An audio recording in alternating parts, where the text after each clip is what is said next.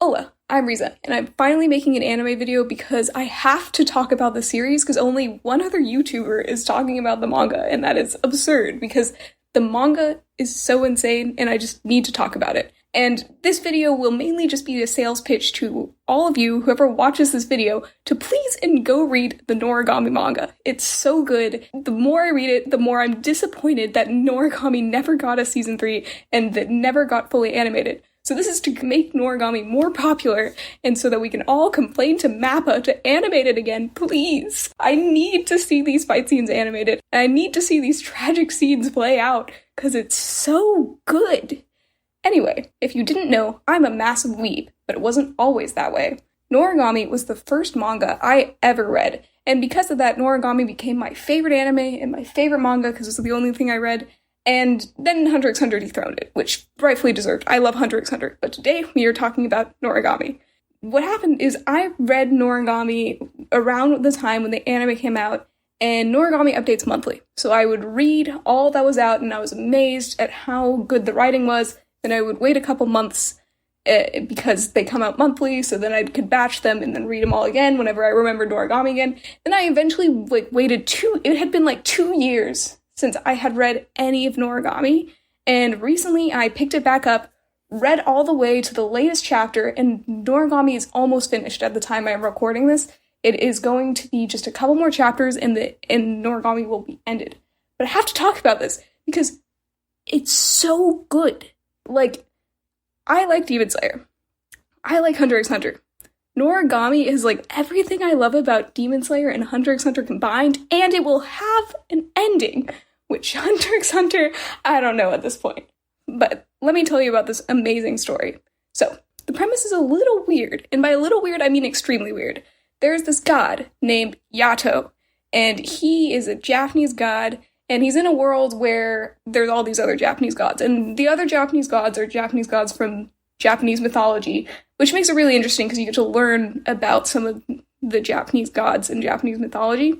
And Yato is an unknown god, no one knows about him, no one's ever heard about him, and he just wants followers. That's literally the main premise of the show at the beginning, is that Yato just wants to be worshipped as a normal god, I just want to be a normal god sort of thing. And then he meets this girl, Hiyori, who tries to save him, but he's a god, he'd be fine, and then her soul slips out of her body, and now she's kind of just tagging along with him until he returns her body back to normal. And that's mainly where the show starts off as the main plot of the show, is just getting Hiyori back to normal. And then the best character appears. My favorite character, Yukine.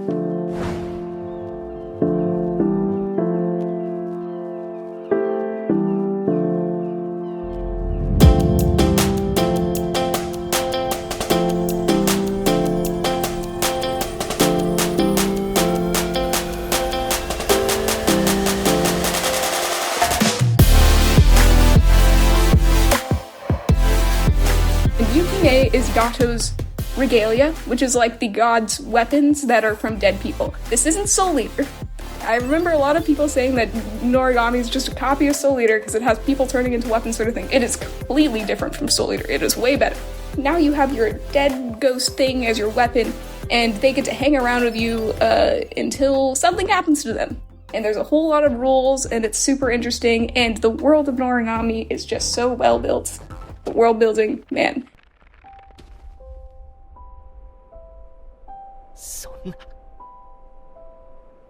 Anyway, Yukine is my favorite character. That wasn't always the case.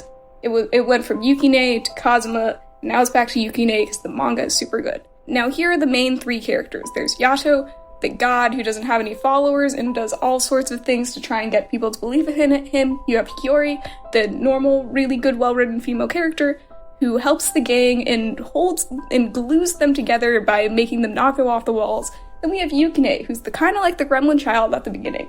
And he is a 14-year-old dead soul who is Yato's weapon.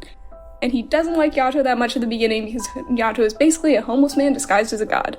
Another thing is that the name of the show, Noragami, means stray god, supposed to alluding to stray cat, because Yato is like a stray cat, and there's a whole lot of cat things in the show, and it's really funny.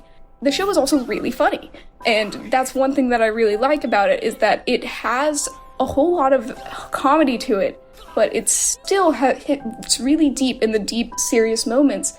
And even though the situations are so dire in the manga right now, there's still some hilarious moments, and that's what I love about it, is that it has a really good blend of comedy and drama.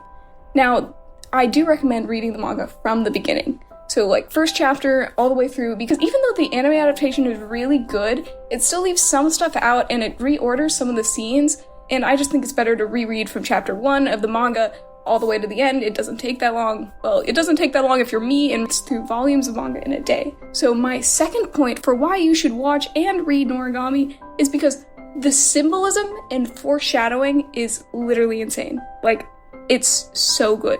So I started rewatching Noragami because I had recently finished all the manga, and my colleague was like, oh, I watched Noragami years ago, and I was like, same. And so we decided to rewatch the show together. And she allowed me to spoil the entire manga for her, which could have been a mistake, but I just couldn't keep it in, and she said it was okay. Anyway, I spoiled every single plot point in the manga for her, and we were both like, this is such a good story, this is great, this is brilliant. And we were rewatching the first arc of Noragami, and almost every single major plot point is foreshadowed in the first arc. That's how good the foreshadowing is. Every single major plot point is foreshadowed in the first arc. Like, that is amazing. That, like, a story has that much foresight. Like, no offense to Hunter x Hunter. I love Hunter x Hunter. But many people have pointed out that there are some things brought up in the beginning of Hunter x Hunter that don't really get followed through, and, like, this can be due to Hunter x Hunter's great world building. Because the characters don't exist for the plot, they exist as characters, and that's something really good about Hunter x Hunter. But in Noragami, the first arc, every single thing that happens in the first arc foreshadows the ending. So much so that the first arc mimics the last arc so beautifully that I just couldn't believe how good the series was to have that much foresight and still make it seem like it's a normal arc and not integral to the story. Like, oh, it's so good. Like, please, just watch Noragami, at least. Read the manga, please, and complain to Mappa with me to animate Noragami. They're done with Attack on Titan, they can come back to this. And every single character that is important is in the anime. And that's one thing I really liked about Demon Slayer 2, is that every single important person is either introduced or mentioned in Arc 1 of Demon Slayer as well.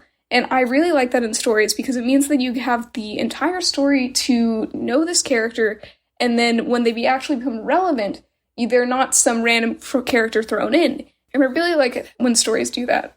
Now, another thing that makes Noragami top tier is its symbolism. There is so much symbolism in the show. Like, funny symbolism about how, like, Yato is like a cat, and, like, other symbolism. There's way too many cat, like, analogies in the show, which I laugh at whenever there's a cat thing that happens, which is really sad and funny because there's this really tragic moment in the manga that happens, and I just wanted to laugh at it because it had to do with cats again, even though it was very tragic. But there's a lot of things with cats in Noragami, just with comparing Yato to a cat, because he's literally just a stray cat, but he's a god, and that's kind of like the joke of the show at the beginning. But there's just a whole lot more symbolism before it's even revealed, which plays into the foreshadowing part, of just characters relating to seasons, and it's so good. For instance, Yukine, Yuki means snow. The reason why he named Yukine Snow is because they found him in winter.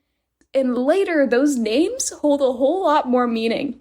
Just the fact that they're able to symbolize this with seasons and other symbolism just makes it so much more, like, rich, in my opinion. Because when me and my colleague were rewatching the show, I was just like, there's so much symbolism that is not known until you've read the entire series. There's so much, like, character interactions that hit so much differently now that you know their backstories. And it's just so good in that regard. And it's something I really started appreciating on a rewatch because I could see the writer putting in these things way before they were relevant. Like, when I say way before they were relevant, this is the first arc of Noragami. I'm in the last arc of Noragami reading it. And I am seeing that these things have been laid out from the beginning and that they have always been an integral part of the story. It had just never been brought to light, and that is so good. Another thing that Noragami does well is just how it formats, like, the drama in the story, I guess. I don't like using the word drama, but, you know, what makes a plot interesting is when there's a whole lot of conflict. Conflict is a better word. And Noragami has such interesting conflict because, like, in Demon Slayer, you know that the demon's gonna die. You just don't know, you might not know exactly how the demon's gonna die, but you know it'll happen. They're probably gonna defeat Muzan in the end, because he's the big bad. And one thing in Noragami is that the big bad in Noragami is so intrinsically tied to every single one of the characters' backstories that defeating the big bad is a problem. And we know that it's going to happen. Like, storytelling tells us, okay, Yato's going to defeat the big bad, that's kind of obvious. But what happens after he defeats the big bad? Because there's a whole lot of problems with getting rid of the big bad that makes it a lot more interesting. It would be like, this isn't a one-to-one thing, and this isn't spoilers for Demon Slayer, but it would be like if killing Muzan killed Nezuko in Demon Slayer. Like, that's how the story is crafted a lot more complicatedly in Noragami, because the big bad is so important to each one of the main characters that killing him, defeating the villain, will have detrimental effects on the relationships the characters have built. And that's another thing that's really good about Noragami, is we are a few chapters to the ending, and I have no idea how it's going to end. I have no idea how the next chapter will go. All these things are being foreshadowed for the ending, and I know that it is happening. But the thing is that I don't see a happy ending coming out of it. And that's what I really like about Noragami, is I don't like happy endings. That's a personal thing with me. I'm not saying that I don't like it when... I don't like unfinished endings. The ending has to be good, in the sense that it wraps up everything, completes the story, but I don't like it when there's no sacrifice to them getting the ending, and I don't like endings where it feels like it was handed to them. And I don't think that Noragami will do that. And because I think that Noragami doesn't want to do that, I cannot see this turning out well, in any sense of the word. And I love that about this, because it means that the story is built up in a way to where its systems make it so that the ending will be tragic, and I like tragic endings. I honestly don't know how it will turn out, and I like that about the show. Now, another thing that Noragami does exceptionally well is, in the manga, there are several moments where the characters are smiling, the happiest smile we have ever seen, like, the happiest smile we've ever seen them smile, and they're just at the peak, they're so happy, and it made me want to cry. Not out of happiness, out of sadness. Because Noragami made it so the characters being their happiest made me sad. That is something I've rarely witnessed to the scale on Noragami. Like, it's happened before, where, like, a character's happy about something and you know that something bad is gonna happen. But on Noragami, it's, like, elevated to, like, 1,000,000, because they look so happy. They're drawn so happy, and they're finally getting what they want, and everything is going right for them. But there is the plot points that are making it so tragic and so sad, and I love that about Noragami, because, man, I was devastated with seeing one of my favorite characters smiling because of what it meant for the story. And plot twists in Noragami are handled very beautifully, because there's the foreshadowing for it, and there is the change of expectations. And I'm gonna make a video about this. I'm gonna make a separate video about one scene in the manga, because it was the best plot twist that I've ever seen executed in manga. Maybe I need to reread Hunter x Hunter, and I will reread Hunter x Hunter again. But this was one of the best plot twists that I've ever seen in a story, like, hands down. Another thing I really like about Noragami is that the character relationships aren't romantic. There's, like, one big ship in Noragami, but the essence of all the character relationships isn't romantic, and I like that. Maybe that's a con for some people, but I like that all the relationships are either more of a familial type, or just out of respect, or out of the history that they bonded over for a long time, and not because of romantic feelings or just anything like that. And I like that, because it makes the character relationships seem a lot more deep and connected.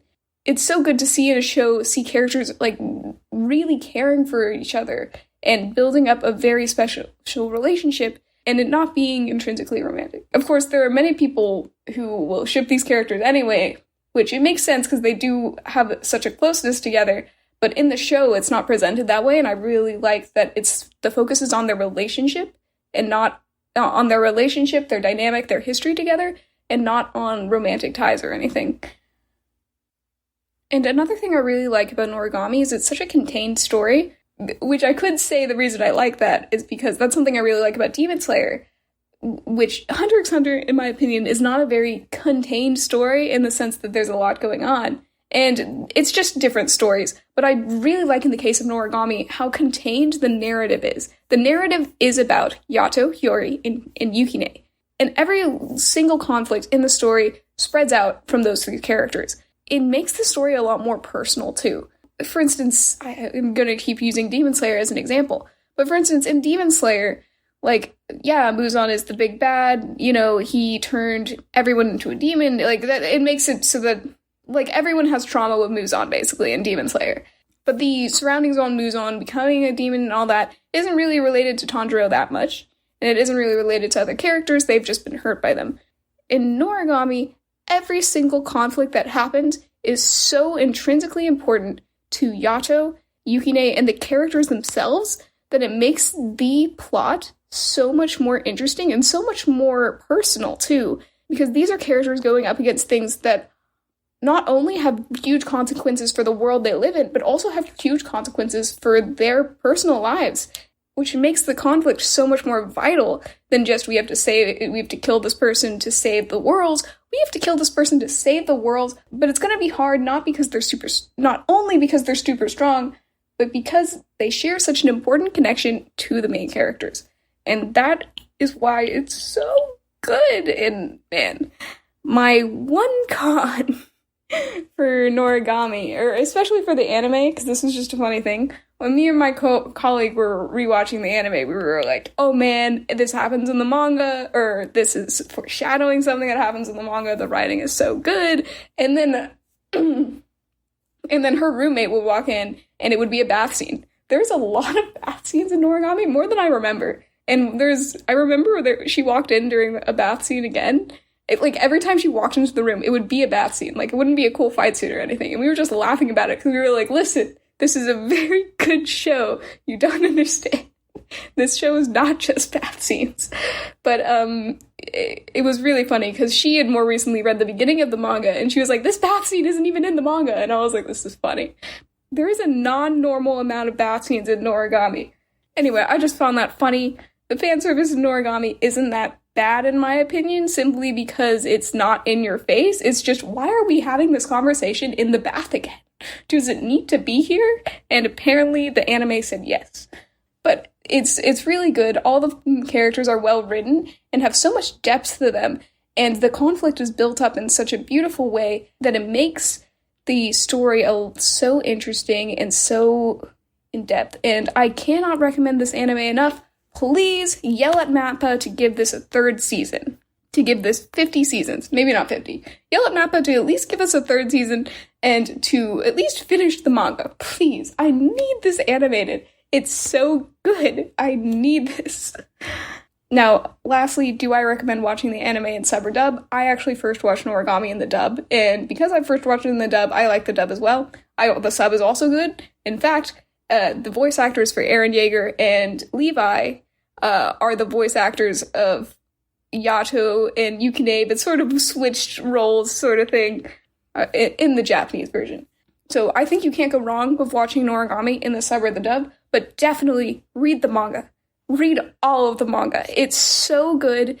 You will not regret it. It is the best manga I've ever read, besides Hunter x Hunter, because I am a major Hunter x Hunter fan. But Noragami was my favorite anime before it was dethroned by Hunter x Hunter. If I never found Hunter x Hunter, it would still be my first favorite anime/manga, because the story is so, so good.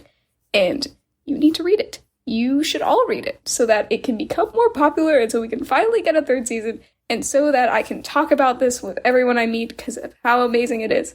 I will be making more videos on this series, because there's only one other YouTuber on this platform currently talking about the manga, and I just can't stand for that. I will make a video essay, even though it's not that good, because I've never made a video essay on an anime before, but I will start with Noragami, because it's so good, and I honestly am like, I need to talk about this, and I want people to be talking about this, because it's so good, and those will be coming. Please read the manga, so that you can watch those videos and not be spoiled.